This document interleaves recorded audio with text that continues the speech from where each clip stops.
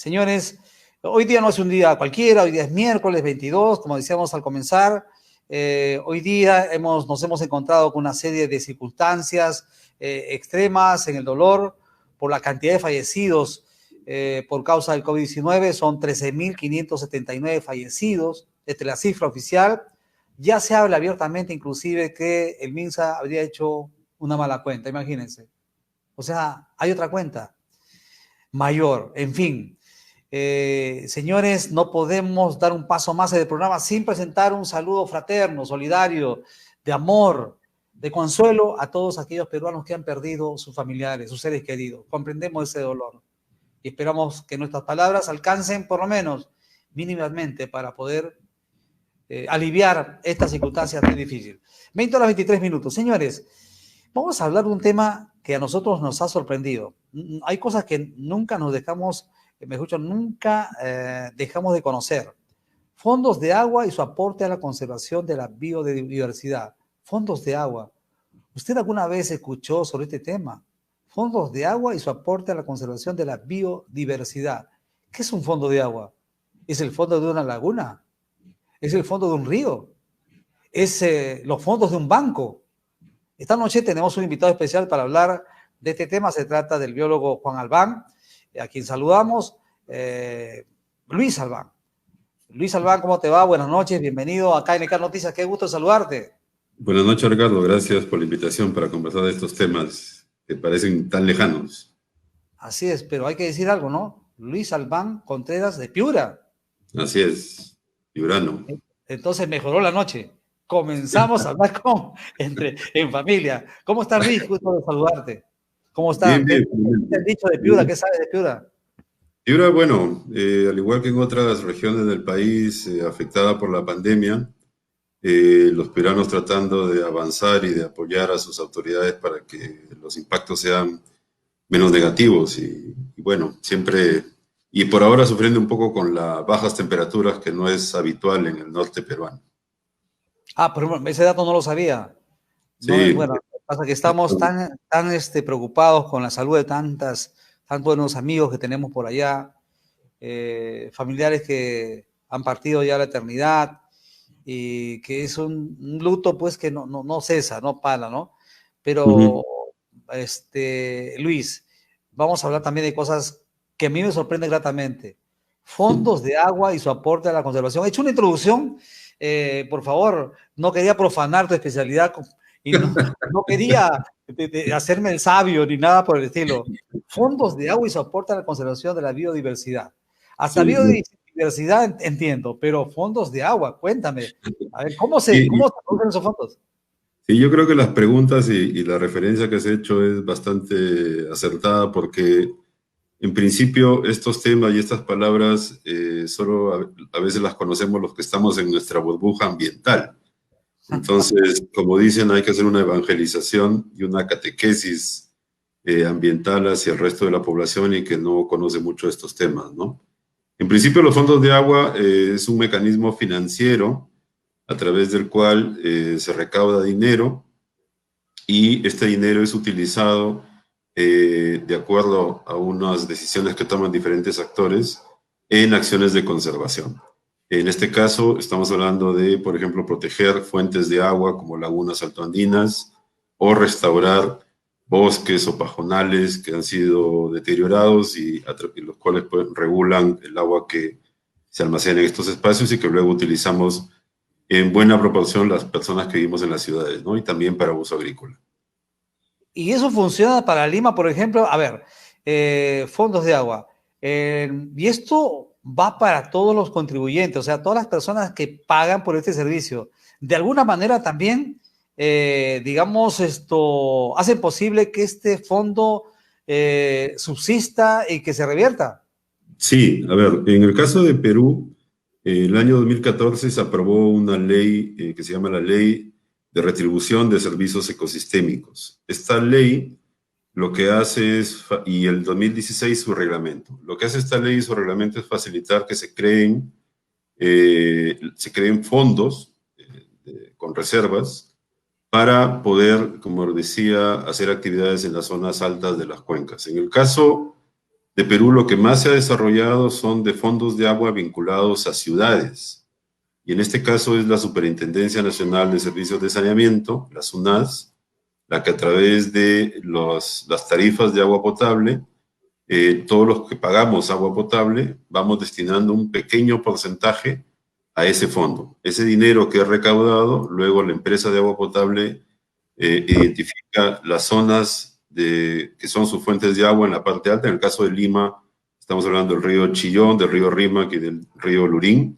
En el caso, por ejemplo, de Abancay, estamos hablando de la parte alta de la laguna Rontococha, y la cuenca Mariño. En el caso de Piura, podemos mencionar a los páramos y bosques andinos de la cuenca del Quirós en Ayabaca. Entonces, este dinero que se recauda a través de un plan de inversión que se elabora junto con la comunidad, porque la comunidad es el contribuyente, es el que contribuye a mantener el servicio ecosistémico que brinda agua a la ciudad. Con ellos se trabajan estas actividades y se implementan las actividades con estas comunidades. Luis, por ejemplo, aquí estamos viendo el tema de Apurímac, ¿correcto? Así es. En el caso de Apurímac, sí. Sí, en el caso de Apurímac, las fuentes de agua principal de la ciudad están en dos comunidades, que es la comunidad de Micaela Bastidas y Atumpata. Hay una laguna ahí que se llama la Laguna Rontococha.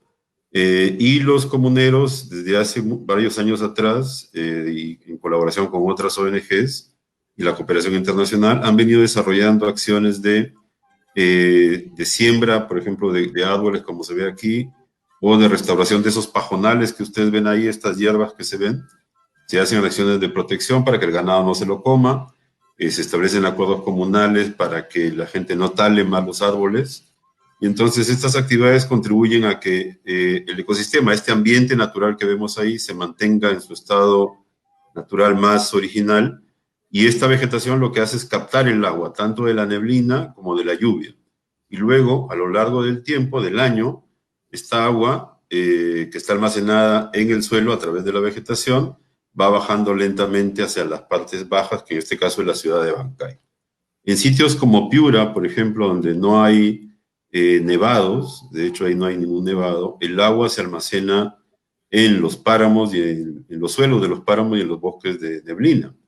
Y luego, en la zona de cuando es invierno, esta agua que está almacenada sigue cayendo y sigue alimentando los ríos de la parte baja. Entonces, todas estas acciones que contribuyen a que se mantenga ese ecosistema natural en su estado más pristino y más natural, es financiado por estos fondos de agua que todos ahora pagamos desde la ciudad, ¿no? Sin embargo, Luis, ya vamos a tener un tema político. Sin embargo, yo creo que calza perfectamente aquí una leyenda, ¿no? Tener tanta agua y morir de sed. Hay campañas, hay temporadas en las cuales, por ejemplo, en Piura, hablo de Piura Centro, Castilla, ¿no? Ni hablar de Talara, que padecen por falta de agua. Sí, el tema es diferente en cada sitio, evidentemente, pero en términos generales, en el caso de Perú, la mayor cantidad de agua, digamos, baja hacia la zona de la Amazonía, hacia el Atlántico. Y en esas zonas hay menos cantidad de personas viviendo. En el caso de la vertiente occidental, la que mira al Pacífico, están la mayor cantidad de ciudades, la mayor cantidad de población, y es donde menos agua, digamos, se regula en términos generales en el país. Y esto es porque, en principio, el agua está almacenada en los glaciares, y luego, porque las lluvias que hay, por lo general, son de trasvase de la zona atlántica. Entonces, lo que hay son tres temas en términos generales, ¿no? Para poder tratar el tema de agua. El primero es cuánto el ecosistema o estas zonas de alta montaña están almacenando y regulando esa agua que cae, y cómo estamos impactando los seres humanos con nuestras actividades en esos ecosistemas y que luego afectan negativamente la capacidad de almacenamiento de estos ecosistemas. Lo segundo es cómo en las ciudades estamos manejando esa agua que nos llega, porque muchas veces derrochamos agua y por eso es que en muchos casos algunas zonas de la ciudad no se pueden abastecer de la cantidad de agua que necesitan. Y lo tercero es qué decisiones y cómo se están tomando esas decisiones respecto al uso de los recursos, ¿no? Porque, por ejemplo, te pongo el caso de Piura. El año pasado,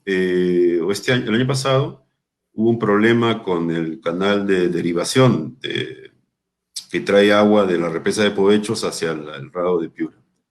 En muchos casos, en la época de estiaje, que ahora es cuando empieza, entre agosto y noviembre, hay una reserva de agua que debería ser destinada a la población urbana. Sin embargo, como hay muchos agricultores, en muchos casos, digamos, esa agua se toma para la agricultura y se va disminuyendo el caudal que debería tener la planta de procesamiento de agua potable que hay en Piura en algunos casos. Entonces, todos estos temas tienen que ver con lo que se llama la gobernanza. Y ahí todavía hay mucho trabajo por hacerlo.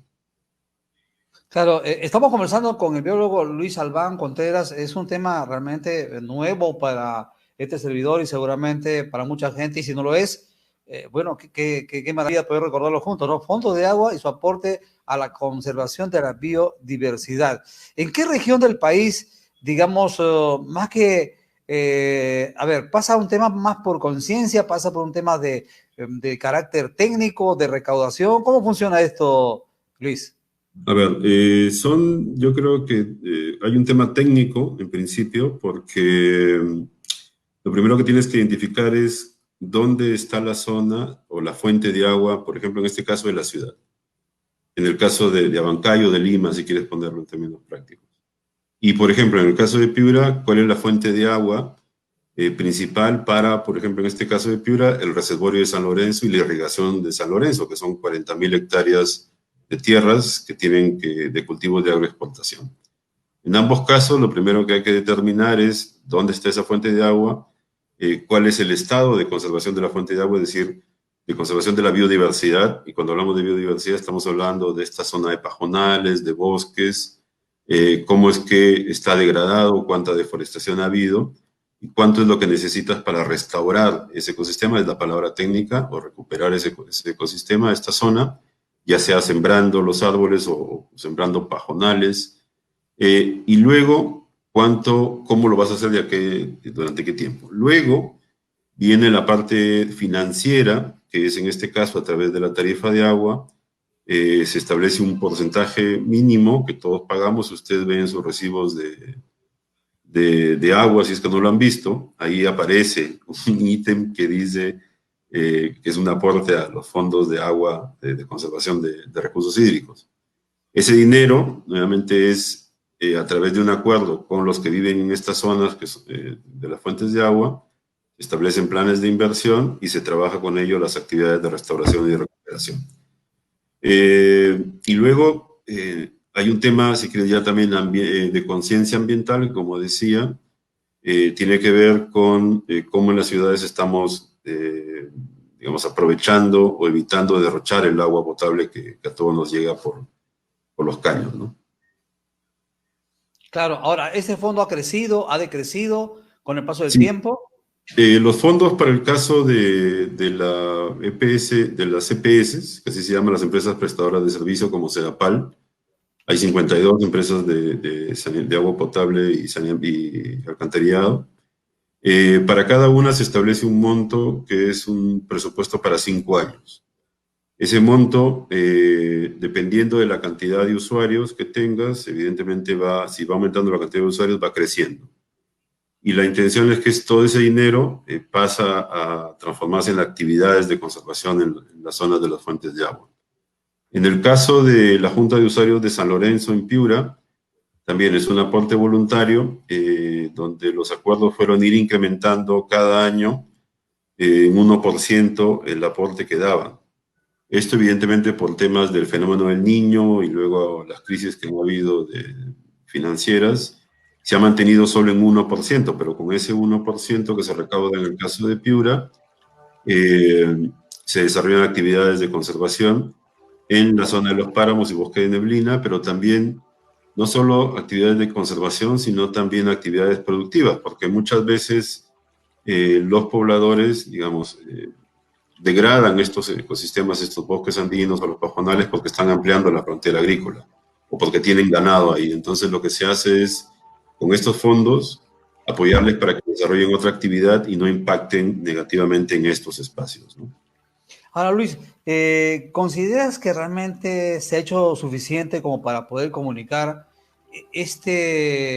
digamos, este avance de establecimiento de un marco normativo que promueve la conservación, porque esto parece más un asunto de, a ver, de ciertos privilegiados, o sea, de esa burbuja donde está el señor Luis Albán y algunos amigos más, parece.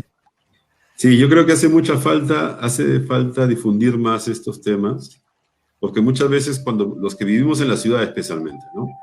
Los que vivimos en la ciudad estamos desconectados de la naturaleza. A lo mucho, los que vivimos cerca de un parque podemos disfrutar del parque, de la sombra que dan los árboles, del canto de los pájaros, de las aves, pero no vemos una conexión con la naturaleza. Y esa conexión existe y es mucho más evidente de lo que pareciera ser, ¿no? Necesitamos, por ejemplo, energía para poder operar y hacer nuestras cosas, y esa energía en términos generales, viene de las hidroeléctricas. Es decir, si los ecosistemas no regularan el agua y no hubiera agua, no habría energía hidroeléctrica, por ejemplo, y no habría energía en la ciudad. Alimentos. Los alimentos no se producen en la ciudad. O sea, yo recuerdo en los años 80, cuando estudiaba en Lima, había un chiste dentro de los biólogos y los conservacionistas que decían que le pedían a los niños de Lima que dibujaran un pollo y dibujaban un pollo a la brasa. Entonces, porque ahora evidentemente dibujas un pollo y dibujas un pollo, ya conoces cómo es un pollo. Entonces, los alimentos vienen justamente de zonas que están fuera de las ciudades y donde necesitas agua, que también provee los ecosistemas, pero también la diversidad de papas y de verduras y de frutas también proviene de estos ecosistemas. Y en tercer lugar, tienes el agua. El agua tampoco se produce en el grifo, como muchos piensan, ¿no? Entonces, el agua viene, en el caso de Lima, de las partes altas de las cuencas y de la mayoría de ciudades, y esa agua ahí es regulada, y si hay ecosistemas en buen estado, no llega agua con barro, porque acuérdense ustedes lo que pasó en Lima en el año 2016, me parece que fue, o 17, que hubieron muchos huaicos, porque no había vegetación, entonces todos estos sedimentos que se transforman en barro afectan la calidad de la producción de agua, y evidentemente tienen que las plantas cortar el agua porque no pueden procesar barro, tienen que procesar agua con poco sedimento. Entonces, los ecosistemas en buen estado ayudan a minimizar estos impactos negativos. Entonces, hay una relación directa. Y eso me parece, lamentablemente, hay difusión, pero somos humanos y los humanos solo nos acordamos de algunas cosas cuando nos sucede y nos impactan negativamente. Luego nos preocupamos en ese momento y luego se nos pasa, ¿no? Claro, sería bueno cerrar el caño una semana a ver qué pasa. ¿No? Pareciera que sí, para tener más cuidado esto, porque además vivimos en una zona desértica. Todas las ciudades principales de la costa del país están en el desierto. Entonces, es necesario tener una cultura, o sea, entender que somos del desierto y que debemos vivir con una cultura del desierto, no de un Edén como ahora pensamos que hay, ¿no? Porque tenemos el agua a disposición. Claro, el agua es un bien definitivamente universal, y cuando uno ve estas confrontaciones, digamos, globales ahora, producto de la hegemonía de los países y de la geopolítica, al final de cuentas terminas por descubrir que ellos están apuntando hacia dónde está el agua, o sea, dónde va a estar la conservación, dónde va a estar la zona de mitigación. Y este asunto, nuestro país es bendecido por todos lados. O sea, tenemos en la Amazonía, tenemos en las zonas altoandinas, pues auténticas reservas de agua natural que no tiene ningún lugar del mundo. Sí, de hecho, ese es un tema también porque más allá, bueno, sí, en términos geopolíticos también, pero en términos de política interna, acuérdate que hay mucha dependencia de agroexportación del agua que viene de las partes altas y muchas veces de los glaciares que están ahí. En el corto plazo, esos glaciares van a desaparecer por cambio climático. Aparentemente, en un momento inicial, dado que el deshielo es más rápido, aparentemente va a haber más agua, pero al final de cuentas no va a haber hielo ya para almacenar agua. Entonces, tenemos que ir preparándonos en los siguientes 20 o 50 años, o más tardar, para hacer frente a esa crisis que vamos a tener por agua, ¿no? Porque además, por ejemplo, se habla del agua subterránea. El agua subterránea también proviene de la recarga de los acuíferos en la parte alta. Lo que ha pasado en Ica es un ejemplo, ¿no? Que para ver una mayor cantidad de empresas agroexportadoras se han ido agotando esas reservas hídricas. Entonces hay que ir pensando cómo vamos a hacerle frente a estos retos del futuro, especialmente en las ciudades. Se habla, por ejemplo, de tecnologías vinculadas a plantas desalinizadoras, pero esto tiene también un costo bastante alto. Y eso supondría de que si habría que darle agua a una ciudad con una planta desalinizadora, eventualmente la tarifa va a ser un poco más alta. O, por ejemplo, lo que se hace aquí en Lima en la Tarjea también es una cosa interesante, que es el agua residual, se trata, se vuelve nuevamente a ser potable y se puede utilizar. Eso se podría hacer en todas las ciudades del país también. Ahora, Luis, aquí hay leyes que asisten este fondo del agua, ¿no? O sea, no es un asunto que se inventa cada región, sino hay un mandato mediante la Constitución totalmente reconocidos y que nuestra población debe saber que cada aporte que hace tiene un sentido. O sea, hay un porcentaje, hay que subrayarlo, Luis, porque muchas veces, a ver, como bien marcabas tú, la gente ve que cuando abre el caño sale agua. Así ¿Okay? es. Cuando abre y no sale agua, dicen, bueno, hay que echarle la culpa a Sedapal, por ejemplo, en este caso, ¿no? O a Seda Grau, que eso creo que se llama en Piura. Y La así por el... EPS, claro. Ok, muy bien.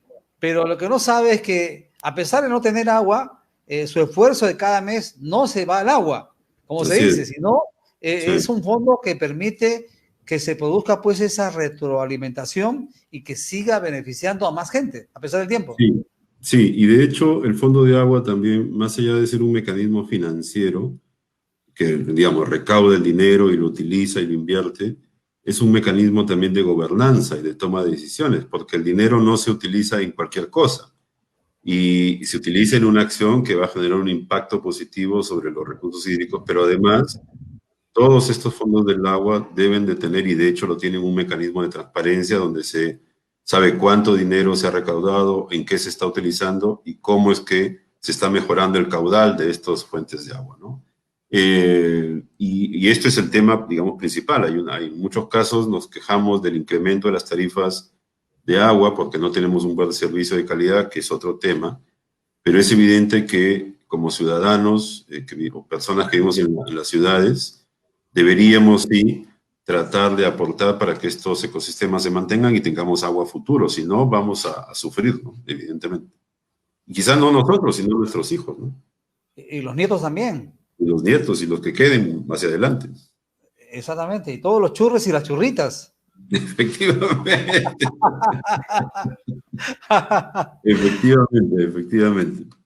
Cada vez que hablo con Pirono, pues siempre me sale la camiseta y eso yo creo que la gente va a saber entender mi adhesión, mi amor a esta región tan bonita, tan linda, tan especial y que ahora nos ha comentado pues Luis en la previa que no conocemos los páramos, nos hace falta conocer. Sí, Pero Piura es como un país aparte, ¿no? Piura tiene litoral, tiene desierto, tiene ceja de selva, tiene serranía, tiene todo Piura.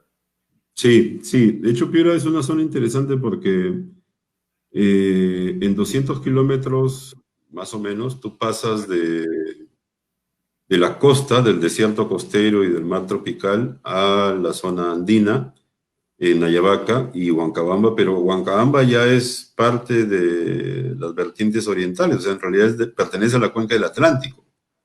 Y es curioso eso, pues, ¿no? Entonces decimos, en algún momento hablaban de que Piura también era un departamento amazónico, aunque tuviera simplemente un pedacito de tierras ahí, ¿no? Y tienes toda una zona de desierto dominada por algarrobales, y luego a medida que vas subiendo a la parte alta hay un bosque seco que se aprovecha para parquet y otras especies finas que tienes ahí, y ya luego subes a la zona de los bosques de neblina y de páramos, donde hay una diversidad interesante, como por ejemplo puedes ver oso de anteojos o el tapir andino, una diversidad de aves también. Entonces, No, tenemos que ir, tenemos que conocer los sí, páramos. de todas maneras tenemos que ir, te vamos a llevar, vamos a hacer una carrera ya por los páramos. Perfecto, nos apuntamos ahí, ya imagino, estoy soñando con los páramos, la verdad va a ser otra ecoaventura como la hicimos en Apurímac junto a Albetas.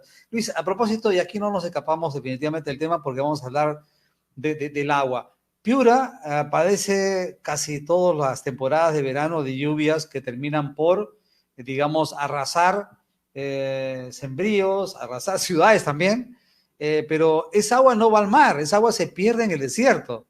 En ese aspecto, más, no sé si también tienes intervención en eso, pero cuéntanos, por favor, es algo realmente incomprensible, toda esa cantidad de agua que se pierde. Sí, bueno, en principio, digamos, hay dos temas ahí, ¿no?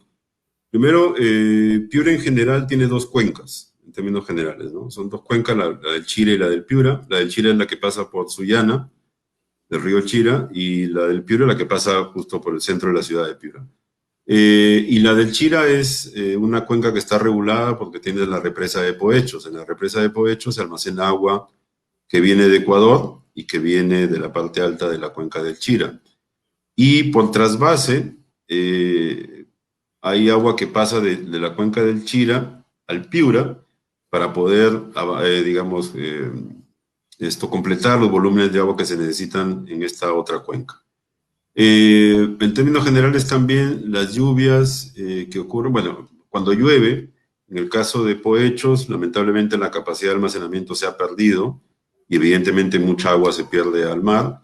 Y en el caso de Piura también hay una pequeña represa cerca de la ciudad, en los ejidos, que también va almacenando la poca agua que cae.